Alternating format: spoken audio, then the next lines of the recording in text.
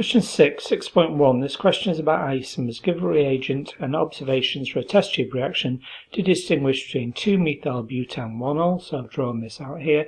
Carbon 1, 2, 3, 4. So that's bute. This one's got 4 as well. 1, 2, 3, 4. So they're both bute. 2-methyl-butan 1-ol. So the methyl group's on carbon number 2. There's carbon number 1, carbon number 2. That carbon's got an OH on carbon number 1 with the OH. Carbon number 2 has got the methyl. 2-methyl-butan 1-ol. This one has got 2-methyl-butan 2-ol. So the methyl group and the ol group are both at carbon number 2. And there they are. Carbon number 1, carbon number 2, carbon number 3, 4. The methyl group and the OH are both at carbon number 2. So this is a primary alcohol. The C with the OH has got one other carbon here bonded to it. The C with the OH has got 1, 2, 3 carbons bonded to it. So this is a tertiary alcohol, a primary alcohol and a tertiary alcohol. You can test for primary and secondary alcohols by using acidified potassium dichromate, and that goes orange to green with primary and secondary alcohols. So 2-methyl-butan 1-ol would go from orange to green, and with the tertiary alcohol there's no change. Compounds A and B both have the molecular formula C4H8Br2. A has a singlet, a triplet and a quartet in its hydrogen NMR spectrum. So A has 3 different hydrogen environments. It's got 3 peaks, hydrogens in different environments bonded to different sets of atoms. B only has 2 singlets in its hydrogen spectrum, so I suspect that you've probably got some kind of symmetry or some kind of groups that are bonded to the same carbon atom, so they're in the same environment, those hydrogens. We've got some kind of symmetry with a low number of peaks here. Only 2 singlets in its NMR, so that's got 2 singlets. So this one has got a singlet, a triplet and a quartet, so let's try and identify what a singlet is. A singlet means the H is bonded to a C. The H that we're talking about is bonded to a C, and that C that the H is bonded to a carbon with no H's. I'm thinking maybe there's 2 Brs on that. That would mean that there's no H's, and if it were in the middle of a chain, you'd have a carbon either side. That's what I'm thinking. Maybe 2 Brs on a carbon in the middle of a chain. So that carbon then would give a singlet, because there's no hydrogens on that. If it's in the middle of a chain, it's got a carbon either side with 2 Brs. That would give a singlet. It's got a triplet, so it's got a H on a C, and that C is bonded to a CH2, and it's got an H on a C bonded to a CH3. Maybe there's a CH2 and a CH3 together. So I'm thinking something like this: CH3 with a C with 2 Brs in the middle of a chain. I've got CH2 bonded to a CH3, CH3 bonded to CH2. So let's have a look. These hydrogens here bonded to a carbon. The neighbouring carbon has got no hydrogens, so those H's are going to have a singlet. CH2 bonded to a carbon with no hydrogens to the left, but bonded to the right, there's a carbon with 3 hydrogens. 3 sound like 4, so that's going to give a quartet. So these hydrogens in the CH2 are going to be split into a quartet, and the CH3, those hydrogens on the CH3 to the left and the carbon, there's 2 hydrogens. That's going to give a triplet. Yep, so that works out correct. A singlet, a triplet and a quartet. Singlet, triplet from the CH3, and the CH2 will give a quartet. Okay, now I need some kind of symmetry, something where there's a limited number of hydrogen environments. I'm thinking maybe there's 2 CH3s bonded to the same carbon. 2 CH3s bonded to the same carbon would just give 1 peak, and if that carbon had a Br on it and was in the middle of a chain, then that would give a singlet. So I'm looking at 2 CH3s bonded to a CBr.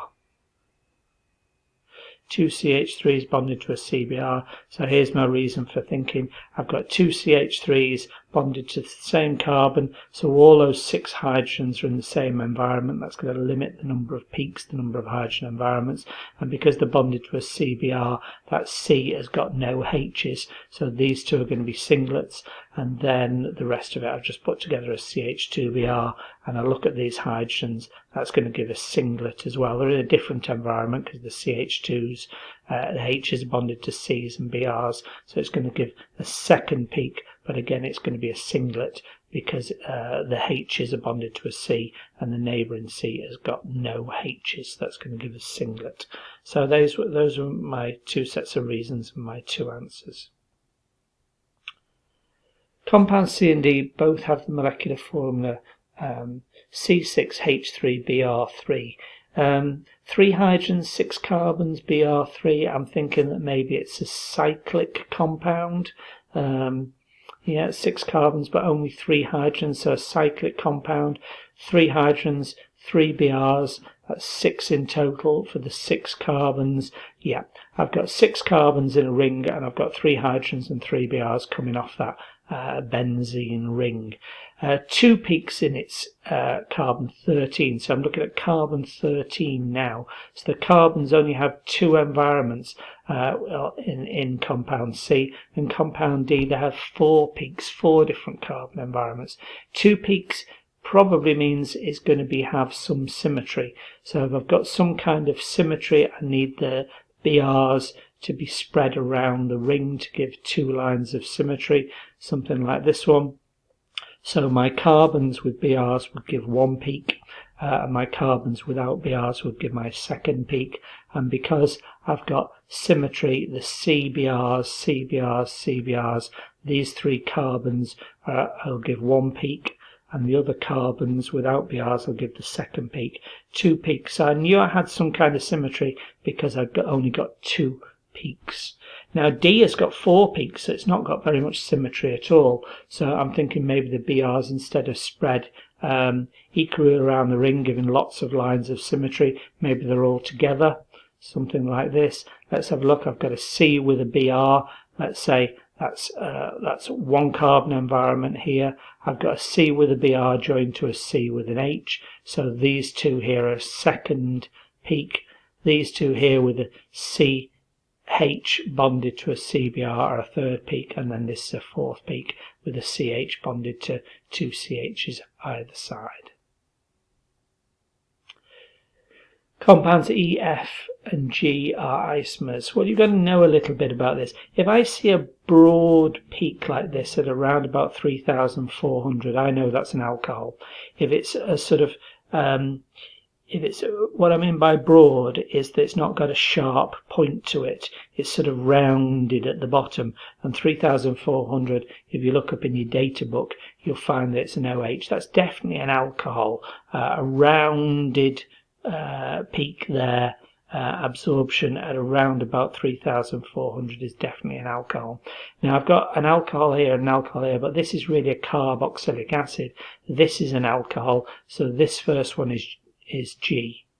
So this one here in the middle is G.